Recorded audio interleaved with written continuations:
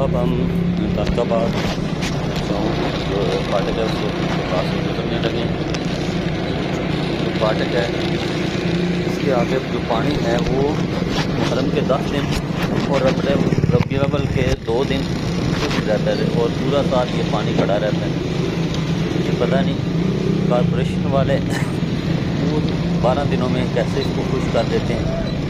तो ये हमेशा ये देखना यहाँ से गुजरना भी महाल है। ये पानी जो है ना ये पूरा साल ही रहता है, सिर्फ मुहर्रम के 10 दिन और रबीउल अव्वल के 2 दिन 11-12 रबीउल अव्वल और यकम मुहर्रम से लेकर 10 मुहर्रम तक यहाँ पानी खुश्क हो जाता है। ये पूरा साल यहाँ पानी रहता है। कॉर्पोरेशन वाले उन दिनों में पता नहीं इसको कैसे खुश कर रहे हैं। आपको गुजारिश है कि मेरे चैनल को सब्सक्राइब करें, शेयर करें और दूसरे लोगों तक लाइक करें।